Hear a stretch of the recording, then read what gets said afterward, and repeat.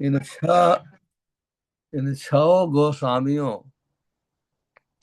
को सादर नमस्कार करता हूँ, जो समस्त मानवों के लाभार्थ सनातन धर्म की स्थापना करने के उद्देश्य से समस्त शास्त्रों का आलोचनात्मक अध्ययन करने में परम निपुण हैं।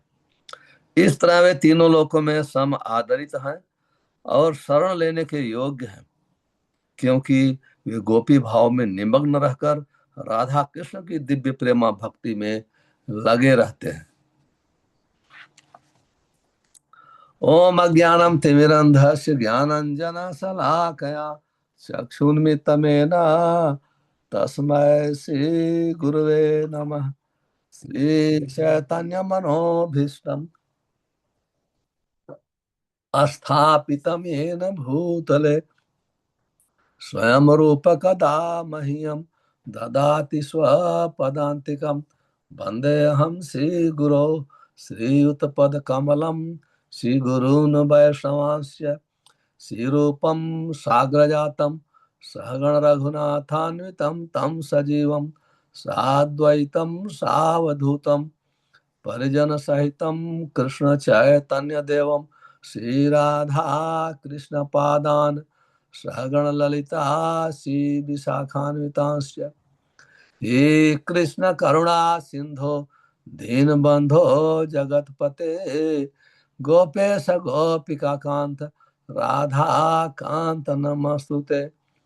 तप्त कांचन गौरांगी राधे वृंदावनेश्वरी वृषभानुसुते देवी प्रणमामि हरिप्रिये। वाञ्छाकल्पतरुभ्यश्च कृपा सिन्धुभ्य एव च पतितानां पावनेभ्यो वैष्णवेभ्यो नमो नमः।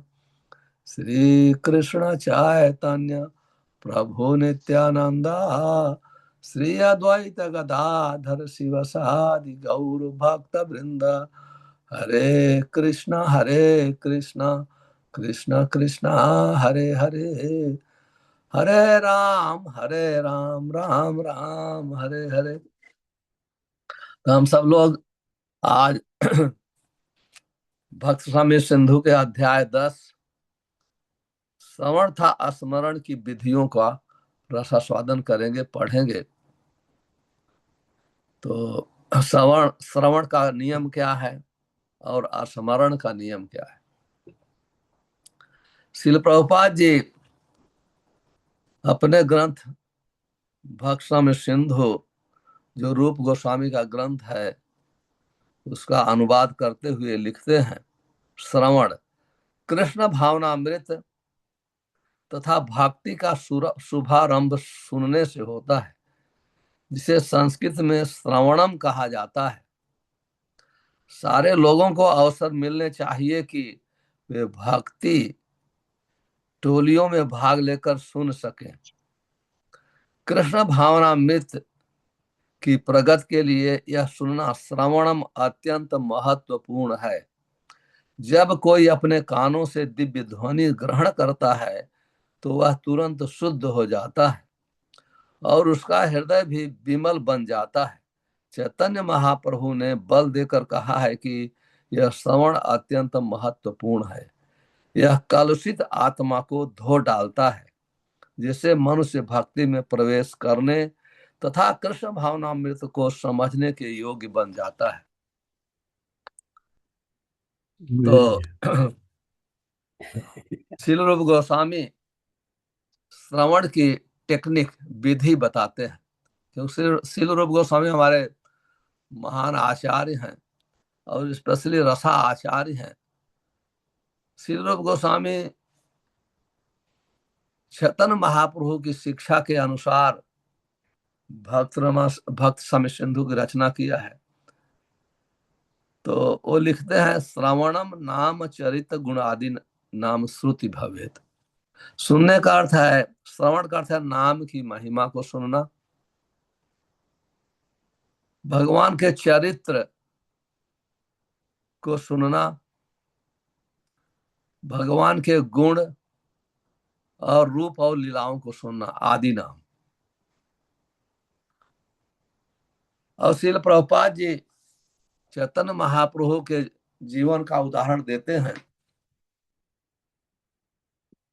और कहते हैं कि चैतन्य महाप्रभु श्रवण पर बहुत बल दिया है। हम जब श्री चैतन्य चरितामृतम पढ़ेंगे तो वहां चैतन्य महाप्रभु का रामानंद राय के साथ बातचीत है।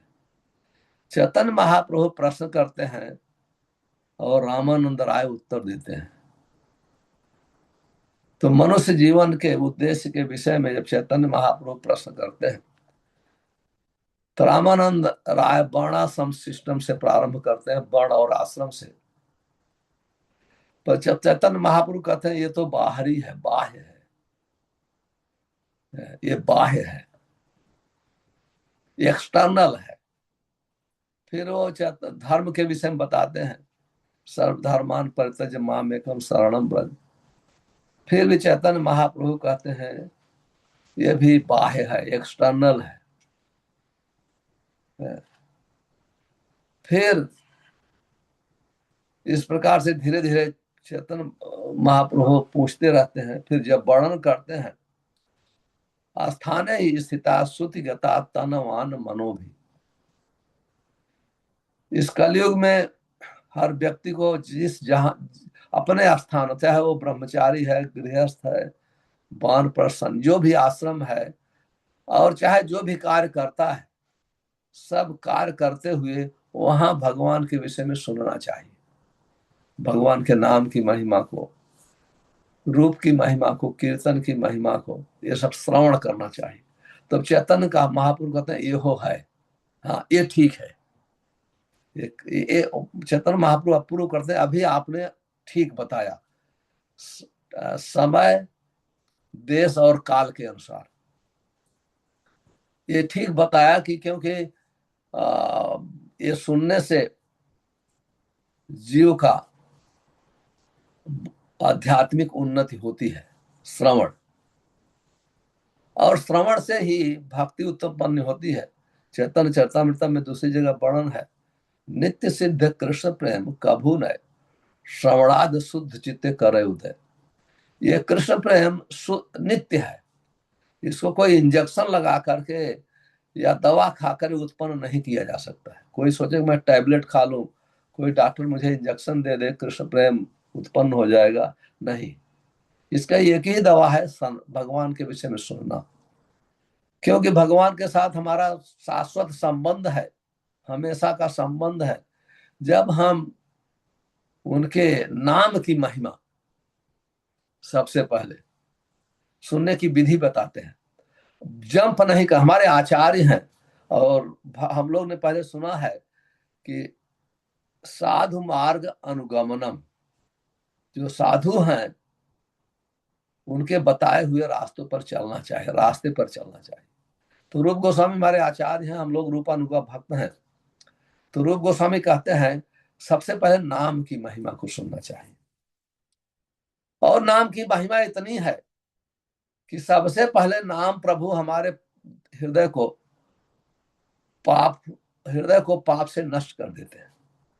जितने पाप है, कितने हजारों हजारों लाखों जन्मों के पाप हमारे हृदय में संचित है, काम, क्रोध, लोभ, रूप, मदमात्सर्य के रूप में, तो वो सबसे पहले उसको नष्ट कर देते हैं।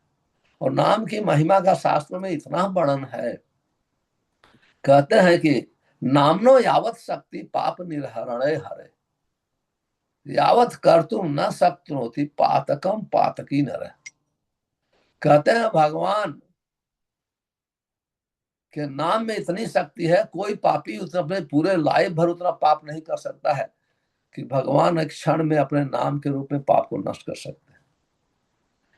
यही कंडीशन ये होती है, नामनो बलाद यश ही पाप बुद्धि। हम लोग को कभी नाम के बल पे पाप नहीं करना चाहिए, ये बहुत सावधान रहना चाहिए, नाम के बल पे पाप नहीं करना चाहिए। भक्त स्वामी सिंधु में वर्णन है, कहते हैं सर्व अपराध कीर्तन अपनी मुंचते सर्व संशय। कहते हैं व्यक्ति संपूर्ण प्रकार का अपराध पाप करता है, यदि भगवान की शरण को ले लेता है, संपूर्ण पाप से भगवान नष्ट कर देते हैं। सर्व पापेभ्यो मोक्षयिष्यामि मा शुचः। एक बार प्रभुपाद जी से भक्तों ने कहा कि प्रभुपाद जी ये पाप नष्ट करने में कितना समय लगता है। प्रभुपाद जी बहुत गंभीरता पूर्वक ऊंची आवाज में कहते हैं 1 मिनट 1 सेकंड, 1 मिनट और से 1 सेकंड में भगवान संपूर्ण पाप नष्ट कर सकते हैं। लेकिन हम दुख हम लोग की तरफ है, हम लोग शरण नहीं लेना चाहते हैं। हम पाप भी करना चाहते हैं और अपना जीवन शुद्ध हो आस्पिसिय से। तो इस प्रकार से पहले तो ये नाम की महिमा है। तो दूसरा नाम की महिमा क्या है? सबसे पहले नाम प्रभु हमारे पाप को नष्ट करते हैं, पवित्र करते हैं। इसके बाद नाम प्रभु अपना प्रेम देते हैं।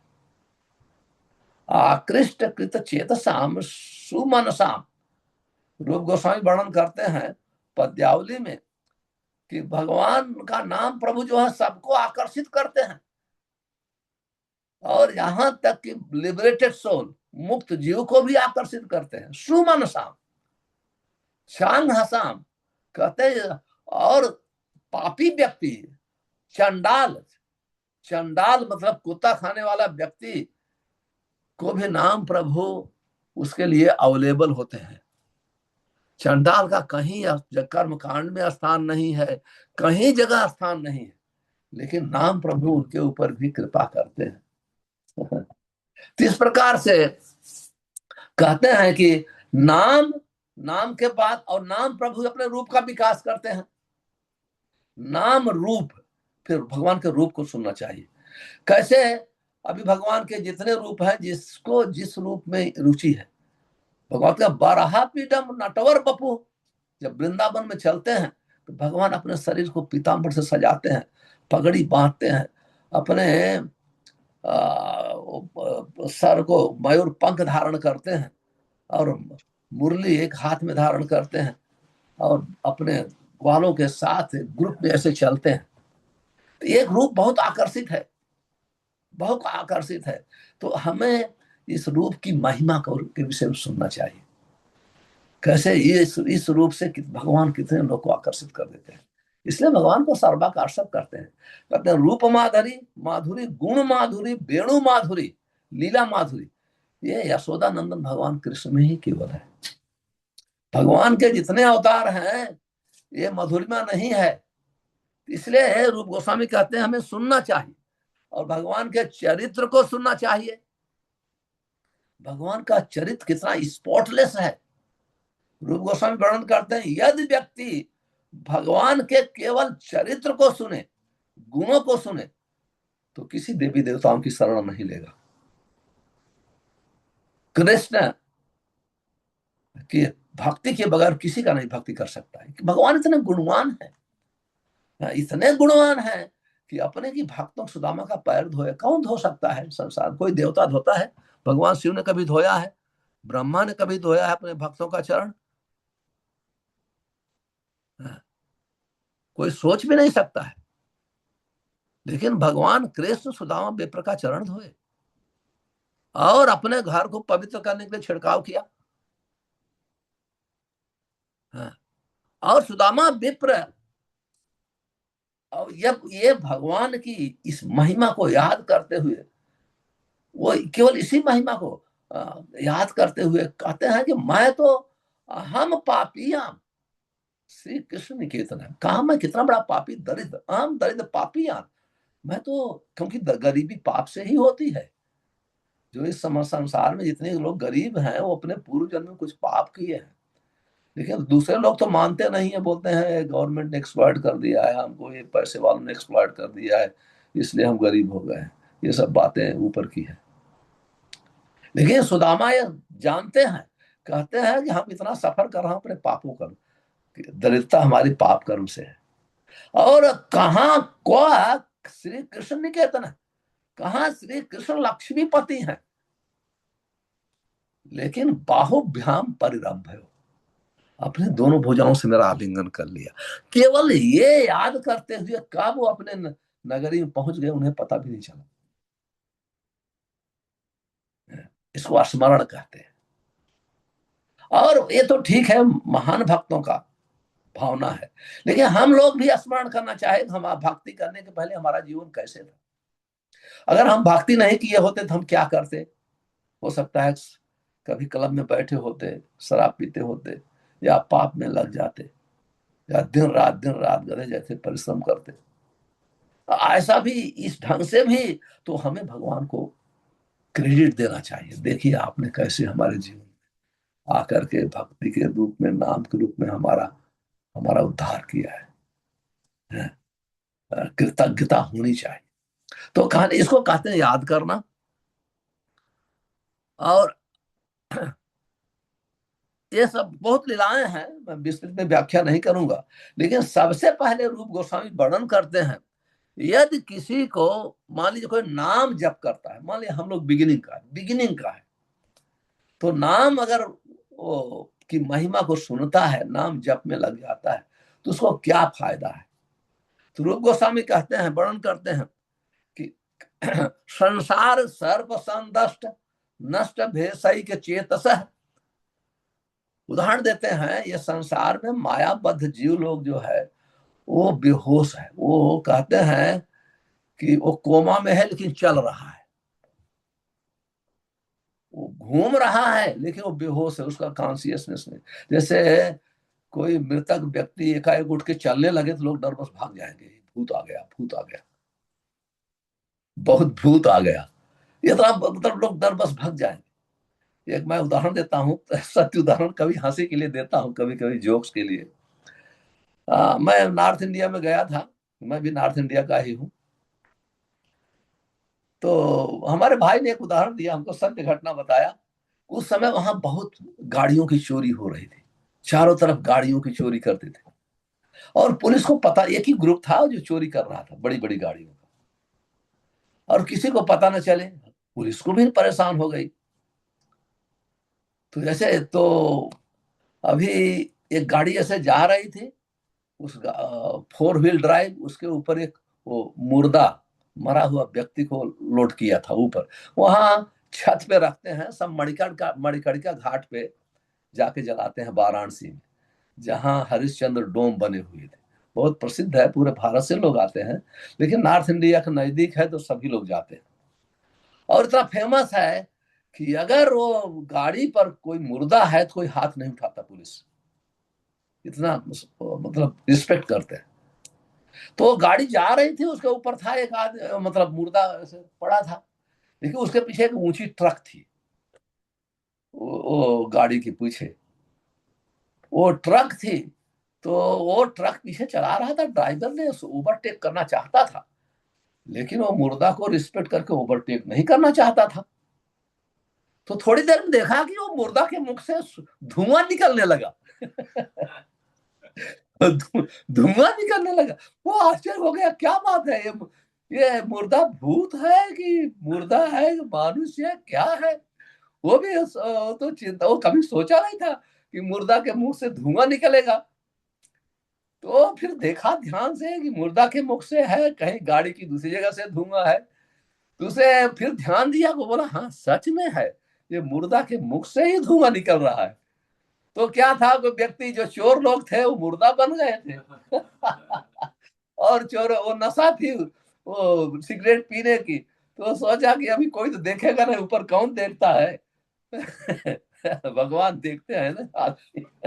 तो जो ऐसे उसके नीचे से सिगरेट जला के पीने लगा, और सिगरेट का धुआं ऊपर फेंकने लगा जिससे अगल बगल में कोई देखे ना। लेकिन उसको क्या पता है ट्रक वाला पीछे है बड़ा ऊंचा। तो वो देखा, देखो ये चोर लोग हैं, गाड़ी चोरी करके ऐसे मुर्दा बन के, हमेशा पुलिस को पता नहीं चल रहा है, न्यूज़पेपर निकल रहा है। वो किसी न किसी ढंग से ओवरटेक किया, क्योंकि मुर्दे वाली गाड़ी स्पीड में नहीं जाती है, धीमा धीमा जाती है। तो ओवरटेक करके आके पुलिस तेजी से चला के पुलिस स्टेशन पे पहुंच गया। बोला मैंने पहली बार जीवन में देखा है, एक मुर्दे के मुख से धुआं निकल रहा है। पुलिस समझ गई, 10 15 20 पुलिस आ गई रोड पे, रोड पे आ गई। और वो गाड़ी आ रही थी, हाथ दिया मुर्दे वाला, और पुलिस सबसे पहले लाठी से एक लाठी मुर्दे को मारा। और वो मुर्दा जो है वो तो चोर था, वो चिल्लाया बहुत जोर से। तो कहने का अर्थ है कि किसकी जब ऐसे ही मायाबद्ध जीव है हम, अगर कोई ऐसे आदमी वास्तव में हम लोग जो जो भी सिगरेट पी रहे हैं, शराब पी रहे हैं, जो चल रहे हैं, वास्तव हम लोग मुर्दा ही हैं। हमारी भावना, सुसुप्त भावना जागी नहीं है, वो जागी नहीं है, हम बेहोश हैं, लेकिन माया की भावना से हम चल रहे हैं।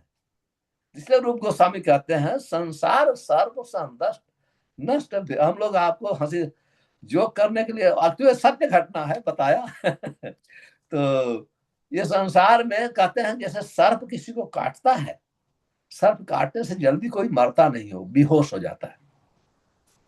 तो कहते हैं जब बेहोश हो जाता है तो फिर आजकल तो सब हॉस्पिटल में दवा है, लेकिन पहले लोग मुर्दे सर्प काटने से कोई हॉस्पिटल में नहीं ले जाते थे। तो सर्प को के एक मंत्र जानते थे, वो मंत्र पढ़ के सर्प के जहर को निकाल देते थे और एक दवा रखते थे। इसलिए कहते हैं नष्ट भेषज के किस भेषज, कहते हैं कि वो एक जड़ी लाता है सब का जहर उतारने वाला और कान में मंत्र फूंकता है, तो तो वो आदमी वो जहर उतर जाता है। यहाँ कोई कोई पावरफुल होते हैं मंत्र वाले, तो सर्प को सेम बुला लेते हैं और मनुष्य वो सर्प में बोलता है कि हमने इसको इसलिए काटा, हमने इसको इसलिए काटा, उसका अफेंस बताता है। तो अंत में उसका उसी प्रकार से माया रूपी करते कृष्ण की वैष्णव मंत्र सुत्वा मुक्तो भवित नारायण, उसी प्रकार से माया रूपी सरपड़ी हम जीव को काट लिया है। ये माया की हमारा कॉन्शियसनेस नहीं है, हम लोग तो कृष्ण कॉन्शियस है, माया कॉन्शियस माया के कारण है।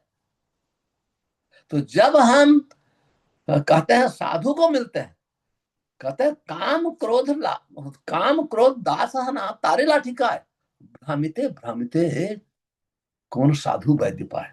कहते हैं इस प्रकार से हम काम क्रोध के बसी होते हैं। काम क्रोध हमको लाठी मारता है। जैसे फुटबॉल को खेलते हैं, दो पार्टी होती है, फुटबॉल को केवल फुटबॉल को हिट ही करते हैं, उसको कुछ दूसरा नहीं मिलता है।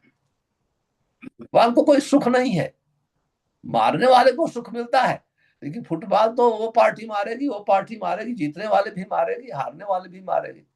उसी प्रकार से काम क्रोध दासा ना तारा लाठी खाए। काम क्रोध हमको सुख नहीं देता है, हमको लगता है काम हमको आनंद दे रहा है, उसको अपमान करके मैं आनंद में हूं, लेकिन नहीं, हमको दुख देता है। और घूमते घूमते अगर कोई साधु वैद्य पाए, एक डियोटी मिलता है, तो कार क्या करता है, तार उपदेश मंत्र पिशाची पलाए। कहते हैं उनके उपदेश से, मंत्र से सर्पिणी रूपी पिशाची वो भाग जाती है। उपदेश और मंत्र यहाँ वर्णन है, कहते हैं वैष्णव कृष्णेति वैष्णव वैष्णव मंत्र, शैव मंत्र नहीं, देवताओं का मंत्र नहीं। बहुत स्पष्ट लिखा गया है गरुड़ पुराण में, वैष्णव मंत्र से। वैष्णव मंत्र से क्या होगा, सुत्वा मुक्तो भवेंद्र। जब वैष्णव उपदेश मंत्र, साधु क्या करता है, उपदेश देता है और मंत्र देता है। भगवत गीता का उपदेश देगा, भागवत और मंत्र हरे कृष्ण कृष्ण कृष्ण हरे हरे, हरे राम राम राम हरे हरे। तो कहते हैं इस मंत्र से क्या होगा, पहले तो गोले सुनने से हमको माया पिशाची भग जाती है उपदेश से, और जब साधु उपदेश देता है तो उपदेश देते देते समझता है योग्य हो गया है, तब मंत्र का दान करता है, हरे कृष्ण महामंत्र, तब दीक्षा देता है। इसके बाद कृष्ण भक्ति पाए, तब वो कृष्ण निकट जाए, तब हम कृष्ण भक्ति तभी प्रकट होती है, और कृष्ण भक्ति ही हमें कृष्ण को के निकट ले जाती है। जब हमारे में भक्ति होगी तब हम भगवान से मिलेंगे, भक्ति ही कृष्ण को मिलाती है, भक्ति है वरना याति, भक्ति ही कृष्ण को मिला देती है। तो इस प्रकार से रूप गोस्वामी ने गरुड़ पुराण से वर्णन किया। फिर कहते हैं चरित्र श्रवण का वर्णन, तो चौथे स्कंद से नारद जी उपदेश देते हैं प्राचीन बरही को। महाराजा प्राचीन बरही बहुत पवित्र राजा थे, लेकिन वो कर्म कांड में फंसे थे। एक यज्ञ पूरा हो दूसरा यज्ञ चालू हो जाए, एक यज्ञ पूरा हो चालू हो जाए दूसरा। तो नारद जी को बहुत दया आई उनके ऊपर, वो गए प्रचार करने। तो जब कन्विंस हुए कहते हैं तत्र भागवता राजन साधो विसदा से श्रवण व्यग्र, श्रवण व्यग्र चरित्र। कहते हैं कि हे राजन, जहां भगवान के भक्त लोग रहते हैं, जहां भगवान के भक्त लोग रहते हैं, और कैसे भक्त, जो इनका ब्रॉड माइंडेड विसदाशय है, ब्रॉड माइंडेड। ब्रॉड माइंडेड उसको कहते हैं जो शरीर शरीर वो शरीर दर्शन उसको नहीं होता है, उसे आत्म दर्शन होता है। जो शरीर दर्शन करता है वो महात्मा नहीं है। शरीर दर्शन करने वाला शरीर से आकर्षित हो जाता है, इंद्र तृप्ति में फंस जाता है। जो आत्म दर्शन करता है उसको ब्रॉड माइंडेड कहते हैं, वो महात्मा है।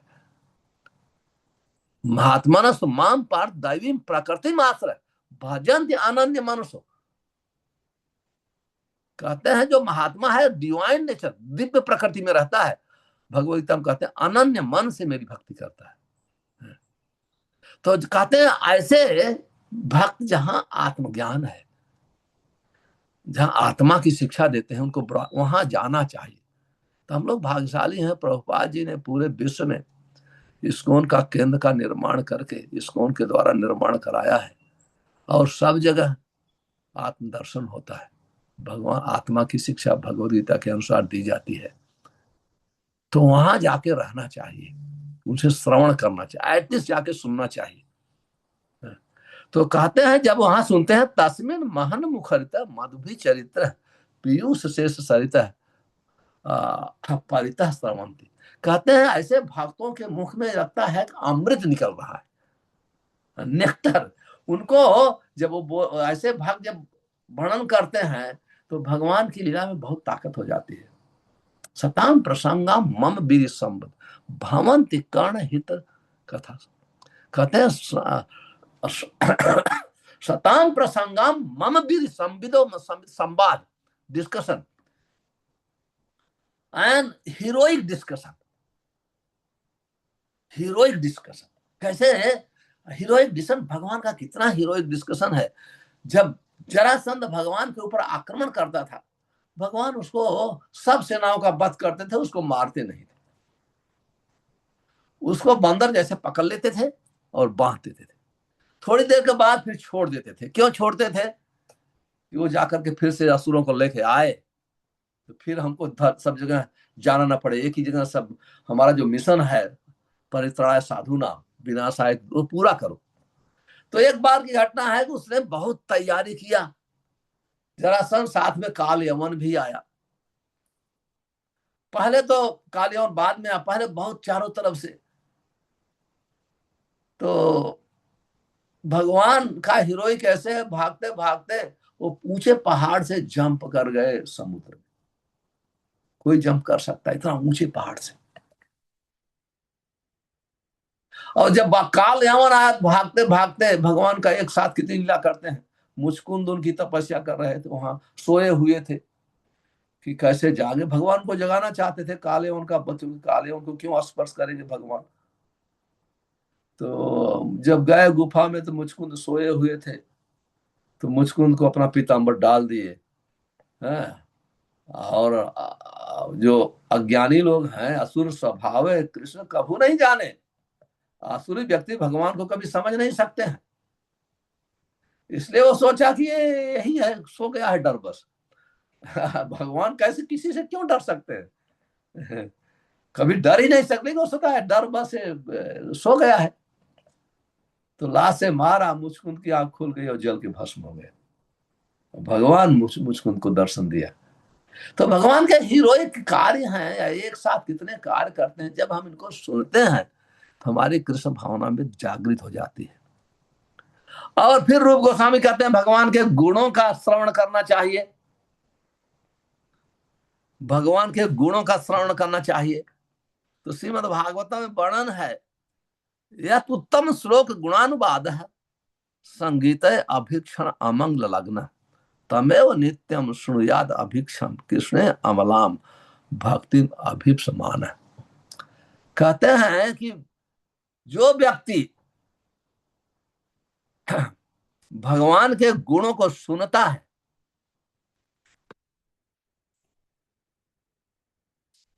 भगवान की जो प्रशंसा जो है उत्तम उत्तम श्लोक में की गई है, उनका यशो ज्ञान को सुनता है, उसका हृदय हमेशा मंगलमय हो जाता है, शुद्ध हो जाता है। तो मैं हमेशा तो आप लोग के समक्ष में गुणों का वर्णन करता रहता हूं, तो इसलिए भगवान में अनंत गुण है। और एक गुण भगवान का महान है, यो भजेत स निर्गुणो भवेत। कहते हैं हरि ही निर्गुण साक्षात, हरि ही निर्गुण साक्षात। भगवान साक्षात निर्गुण है, उनमें कोई भौतिक गुण नहीं है। निर्गुण का अर्थ है कोई भौतिक गुण नहीं है। हाँ, हम उनमें हमेशा आध्यात्मिक गुण है। तो ऐसे भगवान इतने महान है, लेकिन जो उनको भजता है, यो भजेत स निर्गुणो भवेत। और मायाबद्ध जीव हमेशा तीनों गुणों से जकड़ा हुआ है। जब उनका कोई भजन करता है, भक्ति करता है, वो भी तीनों गुणों से मुक्त हो जाता है। वो तीनों गुण से मुक्त होने के लिए अलग प्रयास करने की जरूरत नहीं पड़ती। केवल उनके साथ संबंध, जैसे भक्ति से ही संबंध होता है। जो भक्ति करता है, जैसे प्रभुपाद जी बहुत सुंदर उदाहरण देते हैं, जैसे लोहा है, लोहा आग में डाल देंगे, ये फेमस उदाहरण है। वो जल जलेगा, जल के लाल होगा, लाल से अंत में अग्नि के समान हो जाता है। उसमें संपूर्ण अग्नि का गुण होता है जब तक लोहा अग्नि में है। उसी प्रकार से जो जो भी व्यक्ति भगवान को कॉन्स्टेंटली लगातार उनका नाम रूप गुण लीला का असमगान करता है, श्रवण करता है, वो संपूर्ण रूप से भौतिक गुण से मुक्त हो जाता है। हाँ, ये सबसे महान गुण है हम लोग के लिए। ऐसे तो भगवान ने कितने लीलाएं की हैं, कितने उनमें गुण हैं, कितने गुण हैं। और सबसे महान गुण है भक्त वत्सल का, वत्सलता का। तो अपने जैसे हमने सुदामा का उदाहरण दिया, क्योंकि वो भक्त वत्सल हैं, इसलिए सुदामा के चरणों को धोए। तो ऐसे हमारे भगवान हैं। रूप गोस्वामी तो कहते हैं भृत्य पश्यत ना अपराधान कदाचित। कहते हैं अपने भक्त का कभी अपराध नहीं लेते हैं। थोड़ा भी कोई सेवा देता है तो बहुत बड़ी सेवा मानते हैं। कहते हैं निर्मल मति आई पुरुषोत्तम, बहुत सुंदर शब्द यूज करते हैं रूप गोस्वामी का। आप श्लोक पढ़ेंगे, उनके शब्द बहुत बहुत अच्छे अच्छे शब्द उपयोग करते हैं। कहते हैं निर्मल मति आई पुरुष। हमारे भगवान का मति मन कितना निर्मल है, इतना निर्मल है कि अपने सेवक का अपराध नहीं लेते। सेवक थोड़ी सी सेवा करता है, कहते हैं हमको बहुत सेवा कर दिया, बहुत सेवा कर दिया। क्यों? कि उनका मन बहुत शुद्ध है, निर्मल है, निर्मल है। तो ये सब भगवान में ऐसे अनेक हजारों हजारों लाखों गुण है, अनंत गुण है। तो हम जो हमारे आचार्यों ने जिन गुणों का वर्णन किया है, जब हम गुणों को श्रवण करते हैं, तो श्रवण करने मात्र से हम भगवान के प्रति झुकाव हो जाता है, हमारी भक्ति भावना जागृत हो जाती है।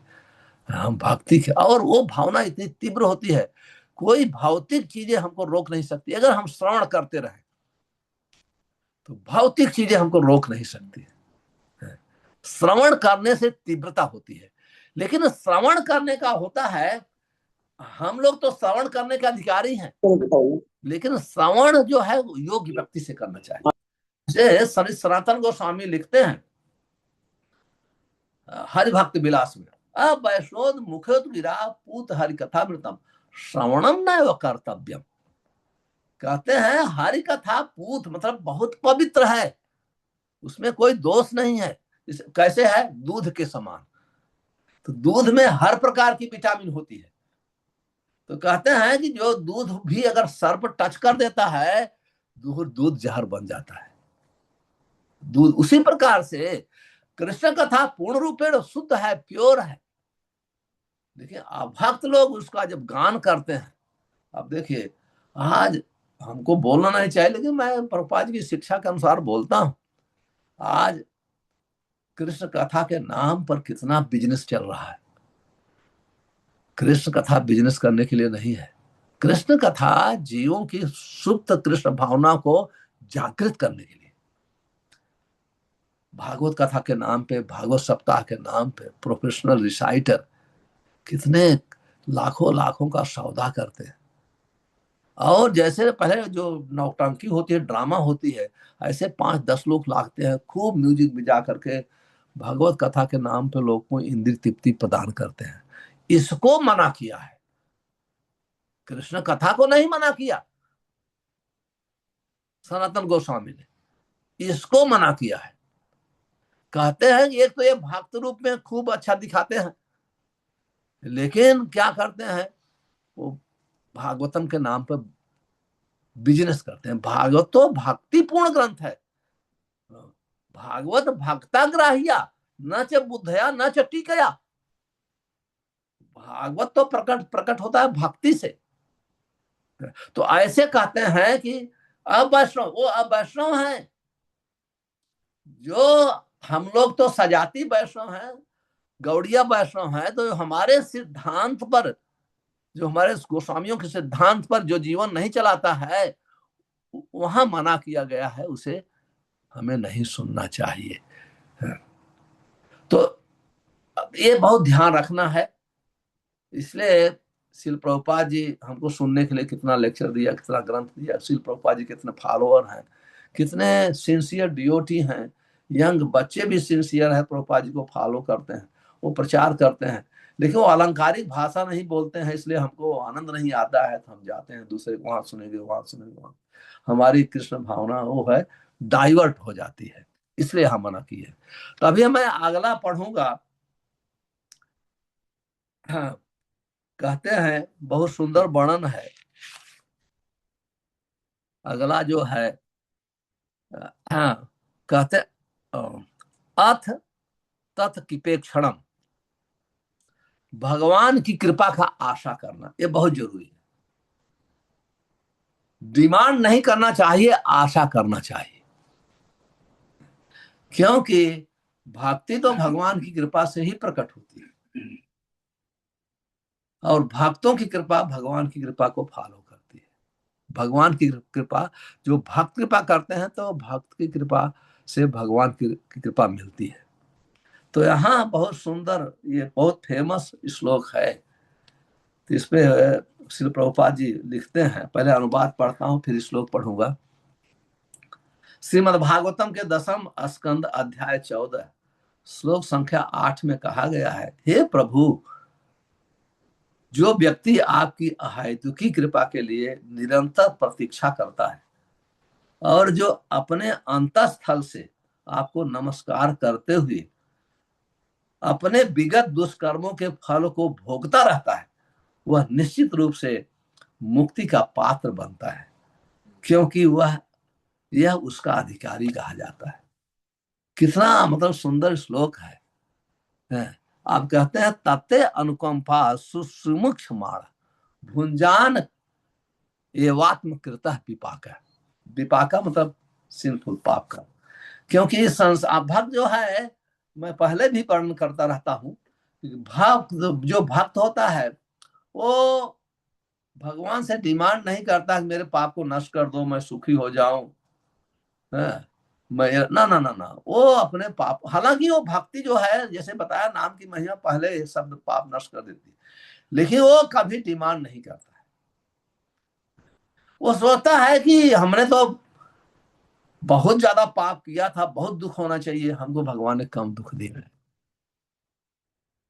है। हाँ, और जब सुख होता है तो सब, मैंने तो कोई पुण्य कार्य किया नहीं, लेकिन भगवान कृपा से हमको कितना सुख मिल गया है। ये भक्त का एटीट्यूड होता है। कहते हैं हृदय, और ये अपने दुखों को सहन करते हुए हृदय वाक मनो भी, अपने हृदय से, वाणी से, मन से हमेशा भगवान का कीर्तन करता है, स्मरण करता है, ध्यान करता है।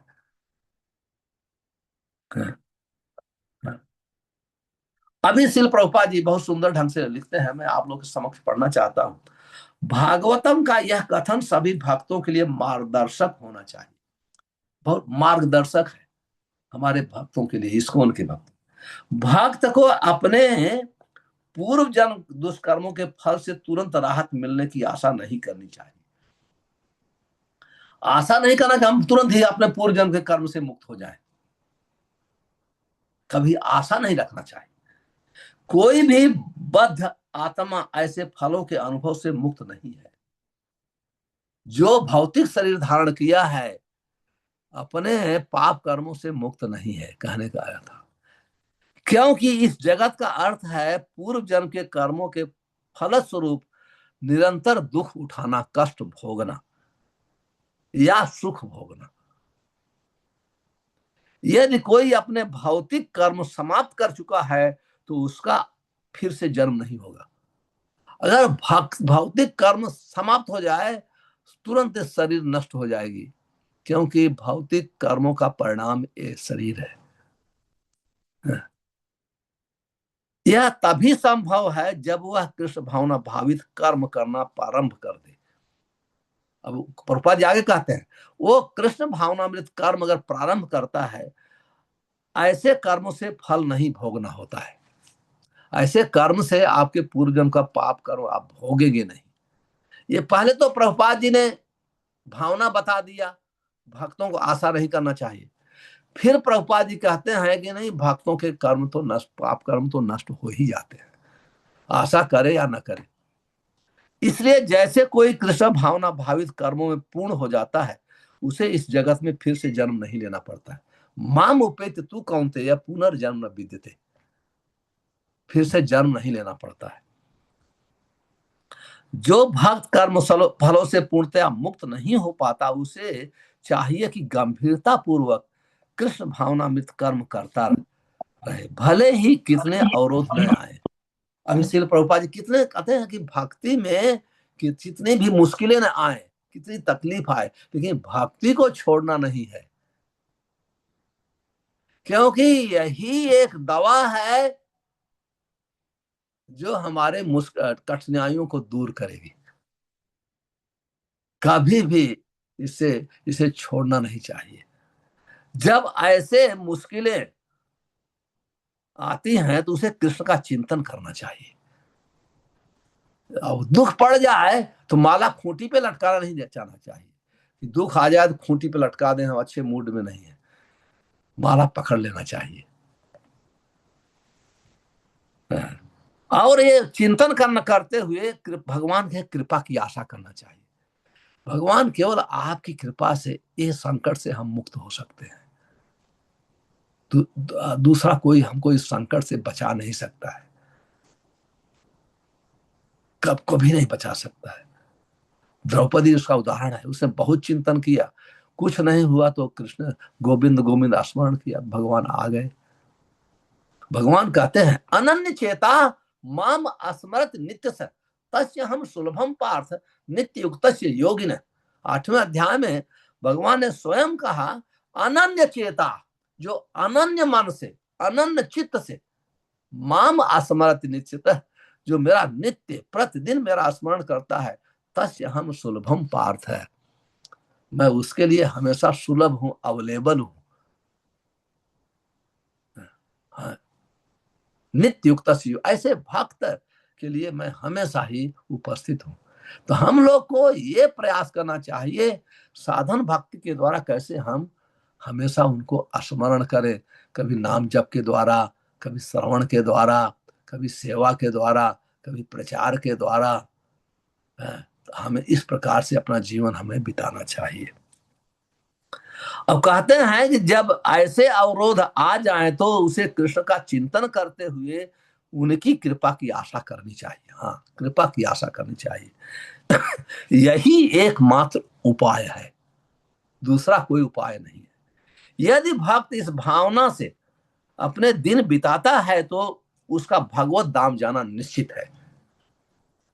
प्रभुपाद जी गारंटी देते हैं, वर्ष भी कहता है, इस श्लोक का अर्थ भी यही है। अगर इस भावना से कोई अपना जीवन बिता जा रहा है तो उसकी गारंटी है, कैसे है, ऐसे कार्यकलापों से वह भगवत धाम जाने के दावे का अधिकारी प्राप्त कर लेता है। इस श्लोक में दया भाग शब्द आया है। दया भाग शब्द का अर्थ है पिता की संबंधी का वैध अधिकारी। जैसे पिता है, अपने पुत्र अगर केवल पिता के साथ जुड़ा रहे, चाहे लंगड़ा है, लूजा है, पिता को छोड़े ना, पिता की मृत्यु के बाद ऑटोमेटिक उसके नाम पर संपत्ति ट्रांसफर हो जाती है। उसी प्रकार से जीवन के हर क्षण में भगवान को भूलना नहीं, जीवन के हर मोड़ पे। कहते हैं इसी तरह से शुद्ध भक्त की भावना भावित कार्यों को करते हुए सभी प्रकार के क्लेशों को सहन करने के लिए तैयार रहता है, वह दिव्य धाम में प्रवेश करने का वैध अधिकारी बन जाता है, पात्र बन जाता है।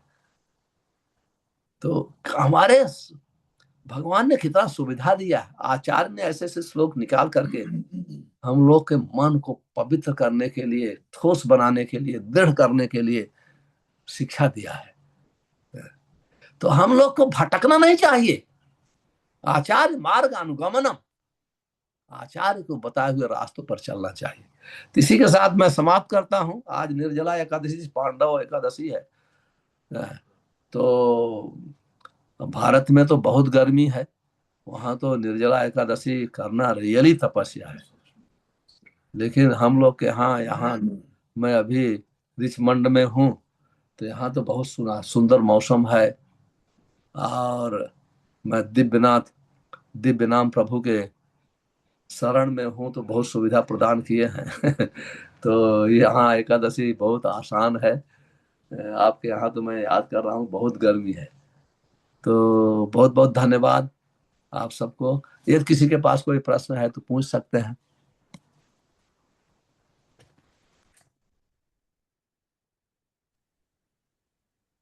यस, हाथ, हाँ, यस, लादनी देवी पूछिए।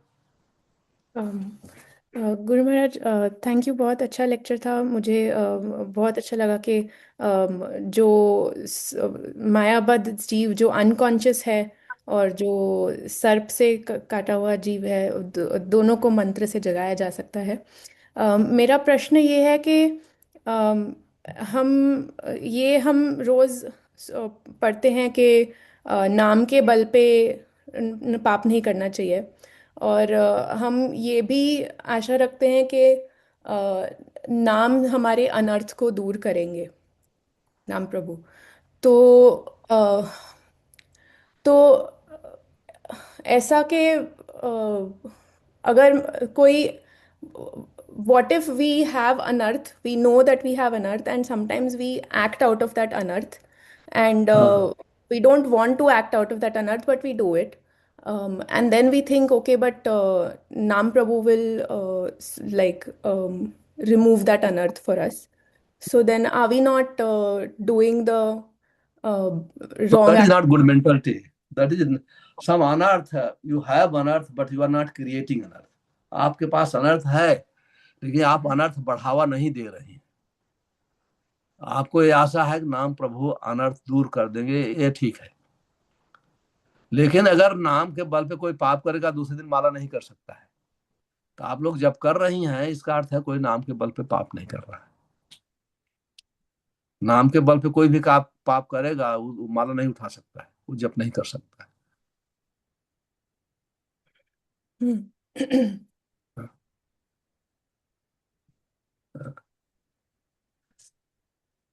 Okay, Yes, Guru Maharaj. Thank you. Thank you.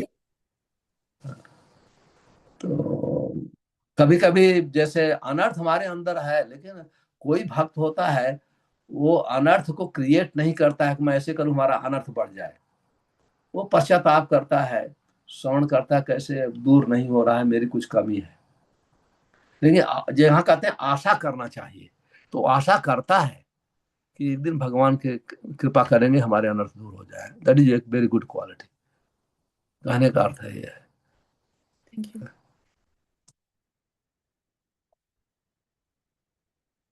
Yes, दूसरा भी प्रश्न है किसी का?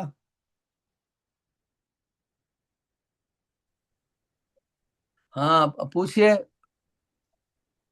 प्रहलाद। हरे कृष्णा प्रभु जी। हरे कृष्ण प्रभु। प्रभु जी, आपने बताया था कि कृष्ण भावना भावित कर्म करना चाहिए, तो क्या जो अपने जीवन में जो कर्तव्य होते हैं वो भी कृष्ण भावना अमृत में कर्म में ही आते हैं या? ना, अगर भावना में है तब आते हैं, लेकिन आपकी भावना में है तो कैसे आएंगे? एक कृष्ण भावना का कार्य है, एक आपकी भावना का कार्य है। तो अगर आपकी भावना का कार्य है तो कृष्ण भावना कार्य नहीं होगा। कृष्ण भावनामृत कर्म का अर्थ है कृष्ण की संतुष्टि के लिए करना। यद करोसि यद असनसि यद जुहोसि दबास्यसि यद तपस्यसि कांते तद कुरुष मदर्पण। जब भगवान को अर्पण करते हैं तब उसको कृष्ण भावना भावित कर्म कहा जाता है।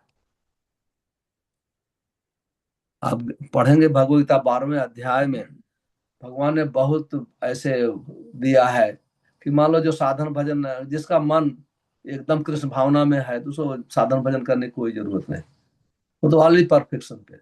जिसका मन नहीं है तो साधन भजन करे, साधन भजन से मन पवित्र हो जाएगा। अगर वो भी नहीं करता है, कृष्ण के लिए कर्म करे। जो कृष्ण के भक्त हैं उनको सहयोग करे, प्रचार में सहयोग करे, मंदिर बनाने में सहयोग करो, बुक बुक प्रसाद पत्र वितरण में सहयोग करिए, बुक डिस्ट्रीब्यूशन में सहयोग करिए। इसको कृष्ण भावना भावित कर्म कहते हैं। स्पष्ट हो गया प्रभु? हाँ, हरे कृष्ण प्रभु, जैसे निष्काम कर्म होता है वो भी इस कृष्ण और भावना निष्काम भावित कर्म भावित नहीं है, इसीलिए तो व्यास जी फंस गए थे। उन्होंने निष्काम कर्म का वेदों में वर्णन किया और असंतुष्ट हो गए। तो नारद सिंह ने फटकार लगाया कि अभी तुम क्या भगवान के गुणगानों का गान नहीं किया, निष्काम कर्म का वर्णन किया, ये सब वर्णन कर दिया, कर्मकांड का वर्णन किया, इसलिए आप असंतुष्ट हो। आप 7वां अध्याय पढ़िए, पहला स्कंध का 6ठा अध्याय, 5वां 6ठा।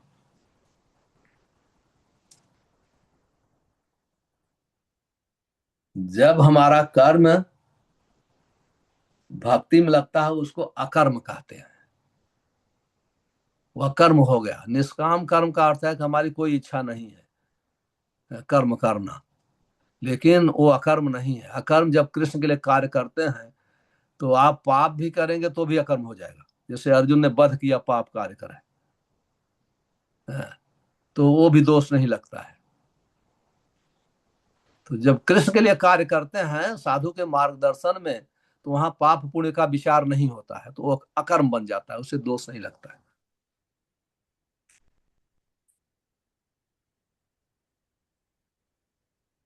निष्काम करने वाला धीरे धीरे वो ज्ञानी बन जाता है। अगर भगवत संग नहीं किया तो।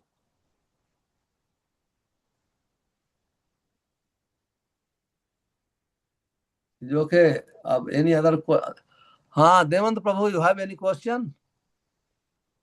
आपके यस पास? महाराज। हाँ पूछिए। महाराज, हरिनाम के विषय में हम प्रवचनों में इतनी महिमा सुनते हैं, परंतु ये मन है ना बड़ा जिद्दी है कि फिर भी हरिनाम में मन इतना पूरी तरह से नहीं लग पाता है। तो मन को हरिनाम में कैसे लगाए, इसका मतलब और कई अलग से प्रयास करना कैसे करना है? प्रयास करने से कभी भी अपना मन कृष्ण में नहीं लगेगा।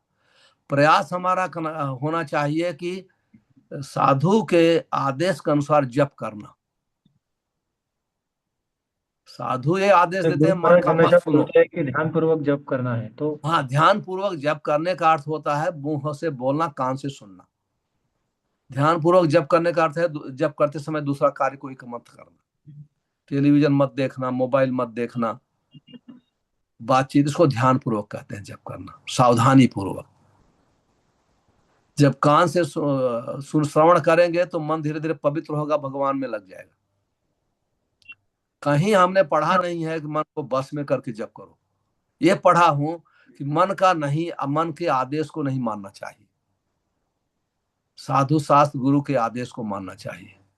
तो हमारा मन बीमार है इसलिए तो हम जप कर रहे हैं। अगर मन भगवान के विषय में 24 घंटा स्मरण करता तो हमको जरूरत क्या है 4 बजे उठने की? हम सोते हुए भी भगवान का स्वप्न देखते, भगवान की लीला का दर्शन करते। तो इसीलिए हम जो साधन भजन कर रहे हैं कि एक दिन समय आएगा मन भगवान में लग जाएगा। अभी कुछ तो लगा है, पूरा नहीं। आप कहते हैं पूरी तरह नहीं लगा है ना, इसका मतलब कुछ तो लगा है। जैसे थोड़ा लगा है, समय आएगा पूरी तरह लग जाएगा।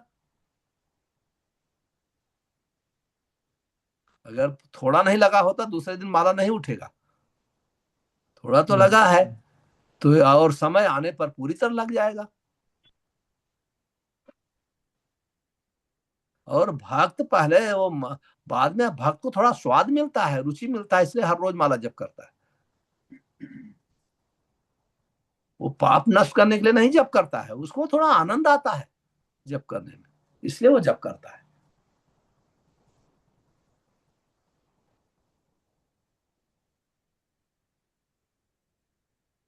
आप लोग का भी कोई प्रश्न है? यस, मुस्कान जी पूछिए, आप अनम्यूट कर लो। हरे कृष्णा गुरु महाराज, सादर प्रणाम। गुरु महाराज, जैसे हमें पता होती है कि कुछ हैबिट्स हमारे भक्ति के लिए, हमारी साधना के लिए सही नहीं है, लेकिन हम बहुत प्रयास करने के बावजूद भी कुछ हैबिट्स इतनी जिद्दी होती है कि वो बदलने का नाम ही नहीं लेती, तो उस चीज को हमें कैसे हैंडल करना चाहिए? उसके लिए रोना चाहिए कि मैं तो छोड़ना चाहता हूं लेकिन क्या करूं। तो उसके लिए हमको पश्चाताप करना चाहिए। बहुत ऐसे चीजें हैं, वो आपकी बात सत्य है, और आपके ही नहीं सबके लिए है, हमारे लिए भी है। तो बहुत ऐसे चीजें हैं, उसके लिए खुश नहीं होना चाहिए। ये संसार में भोग करना है तो रोते हुए भोग करो कि हमारी इच्छा नहीं है, क्या करूं, मैं इसको रोक नहीं पा रहा। तब भगवान कृपा मिलेगी। कहते हैं भक्ति योग, भक्ति योग, भक्ति योग धन, भक्ति योग कृष्णा, भक्ति योग, भक्ति योग, भक्ति योग धन, भक्ति योग कृष्णाम श्रवण, भक्ति योग कृष्णाम स्मरण क्रंदन। कहते हैं जो सब भक्ति योग धन है, क्या है? भगवान का नाम, स्मरण और क्रंदन। स्मरण क्या है? आप याद करिए कि हम तो नाम जप करना चाहता हूं, शुद्ध होना चाहता हूं, अभी क्या करें, इसमें फंस जाना पड़ता है, तो उसके लिए क्रंदन करना चाहिए। तो नाम प्रभु में भगवान, अभिन्न नाम में अंतर नहीं है, भिन्नत्व नाम ना। तो वो तो सुन रहे हैं आपके हृदय की भावना, कि आप ऊपर से रो रही हैं कि अंदर से रो रही हैं। जब हृदय से भावना उठेगी तो भगवान तुरंत हेल्प कर देंगे। गुरु महाराज, क्या हम ऐसे कह सकते हैं कि कुछ चीजें हमें आसानी से इसलिए भी नहीं मिल रही ताकि हमारी और उसमें तीव्रता और विश्वास गाढ़ा हो? क्या हम इसे इस तरीके से देख सकते अगर हैं? आप उन्नत भक्त हैं तो ये देखिए, हमारे जीवन में जब दुख होगा तो हमारा उत्साह बढ़ेगा, दुख कम होगा तो उसका उत्साह बढ़ता है। ये दो चीजें हैं। प्रारंभिक भक्त को दुख दूर होना चाहिए, भगवान दुख दूर करते हैं, लेकिन उच्च कोटि के जो आतुरता बढ़ाने के लिए उनके जीवन में जो आप कहती हैं वो बात सत्य है। लेकिन प्रारंभ भक्ति के लिए, प्रारंभिक भक्त में अगर ऐसे कष्ट आ जाए, दूसरे दिन माला लटका देगा, पकड़ेगा नहीं, जप नहीं करेगा। तो प्रारंभिक भक्तों का भगवान सहायता करते हैं भक्त के माध्यम से, जिससे उसका उत्साह बढ़ता जाए भक्ति में। और जो उच्च कोट के भक्त हैं तो वो सोचते हैं मेरा बिजनेस बाधा है, वो रोते हैं बंद करने के लिए, हमारी नौकरी बाधा है। उच्च कोट के भक्त हैं, हमारी रिस्पॉन्सिबिलिटी बाधा है, आपका भजन कैसे न करूं, रिस्पॉन्सिबिलिटी भी नहीं छोड़ सकता हूं। उच्च कोट की भावना। और जो प्रारंभिक के भक्त हैं उनकी रिस्पॉन्सिबिलिटियां सरल होती जाती हैं, तो भक्ति में क्योंकि भगवान नहीं चाहते हैं किसी भक्त की भक्ति रुके। तो जो बिगनिंग के भक्त हैं, अगर कठिनाई आ जाए तो भक्ति कभी नहीं करेंगे। लेकिन जो उच्च कोट के भक्त हैं उनके जीवन में कठिनाई आती है तो उनकी भक्ति बहुत तेजी से बढ़ती जाती है। तो इस प्रकार से समझना चाहिए। और हम लोग को क्या सोचना चाहिए, हमने बहुत पाप किया है इसलिए कठिनाई आ रही है। भगवान की कृपा से पाप थोड़ा कम हो रहा है, मतलब प्रभाव कम है, सारी प्रभाव कम है उसका। हम लोग को ऐसे ही होना चाहिए। ऐसा नहीं सोचना चाहिए कि भगवान ने हमारे ऊपर ऐसे दिया जिससे हमारी भक्ति बहुत बढ़ जाए। ना ना ना, ये तो महान भक्तों के लिए है। हम लोग को होना चाहिए कि हमारे जीवन में बहुत आना था लेकिन कम हो गया है। सुख हमको मिलना ही नहीं चाहिए था, लेकिन भगवान ने कितना सुख दे दिया है। तो ये हमारी भावना होनी चाहिए। उच्च कोट के भक्तों की भावना अलग होती है।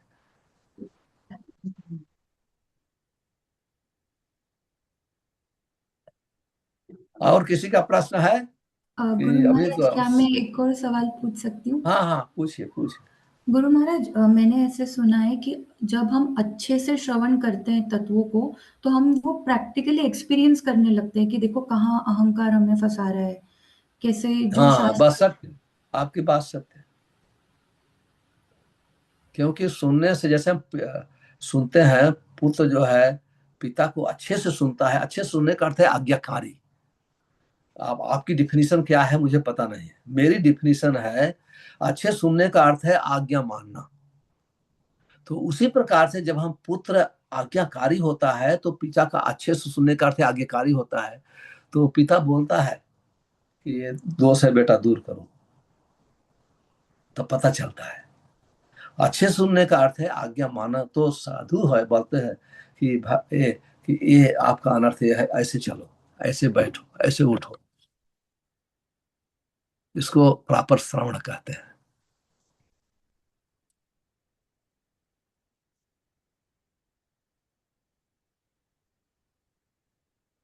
स्पष्ट हो गया? क्लियर हो गया? Yes Guru Maharaj, thank you. आगे अभी भी आपको शंका इस विषय पर है तो पूछ सकती हैं।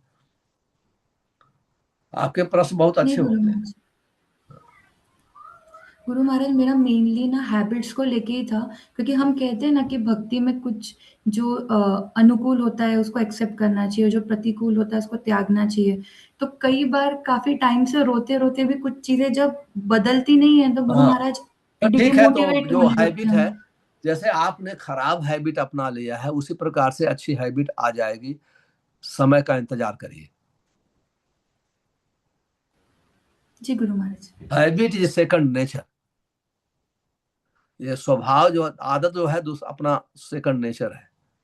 तो जैसे हमारे गुरु महाराज हिजोले गोपाल कृष्ण महाराज, उनकी हैबिट थी टाइम पे आरती करना, अपने ड्यूटी की पूजा करना। इतनी हैबिट बनी कि आप लोग वीडियो देखेंगे सोए में आरती कर रहे हैं, और प्रैक्टिकली चढ़ाते थे। आप लोग देखा होगा, वीडियो देखा होगा कि वो सब सोए हैं लेकिन उनका हाथ उठ रहा है, लगता है चरण पे फूल डाल रहे हैं। आरती का पता चलता है लैंप है, आरती है, जला रहे हैं। तो वो जो है, जैसे हमने खराब हैबिट पकड़ा है, उसी प्रकार से अच्छी हैबिट बन जाती है अभ्यास के द्वारा। जी गुरु महाराज, मैं प्रयास करूंगी। और थैंक यू, धन्यवाद। डिस्करेज मत होना। तो यस गुरु हमारे ख्याल महाराज, से थैंक यू। यदि किसी का कोई प्रश्न नहीं है तो हम लोग, एकादशी का दिन है, कितने लोग फास्टिंग किए होंगे, और तो सब ज्यादा जप करिए, स्मरण करिए। तो फिर हम लोग हरे कृष्ण महामंत्र के द्वारा आज की कक्षा का समापन करते हैं। शायद नेक्स्ट आने वाले सोमवार को मैं हो सकता है क्लास दे पाऊँ, क्योंकि उस समय मैं नैरोबी ट्रेवल कर रहा हूँ। मंडे ट्यूसडे कर, शायद मंडे या ट्यूसडे, ट्यूसडे शायद। 30 कौन सा दिन है? 30 मंडे, 29 है मंडे। 30 तारीख है ट्यूसडे। और तो अच्छा, मंडे 29 को मैं क्लास दूंगा, कोई प्रॉब्लम। तो हम लोग हरे कृष्ण महामंत्र मंगलवार के है द्वारा। 30 तारीख। 30 तारीख मंगलवार है। ठीक है। हरे हरे कृष्णा, हरे कृष्णा, हरे कृष्णा कृष्णा कृष्ण कृष्णा हरे हरे हरे राम, हरे हरे राम, राम राम हरे राम हरे राम राम राम हरे हरे हरे। राम। ग्रंथराज से भक्त स्वामी सिंधु की जय, शिल प्रभुपाद की जय, निताई गौर प्रणाम। जय कृष्णा महाराज, हरे सोमवार बोल। को स्नान यात्रा है। हरे हरे 29 दंडोत को। प्रणाम। जय श्री कृष्ण। जय अरे क्या बंद हो गया। हरे कृष्ण।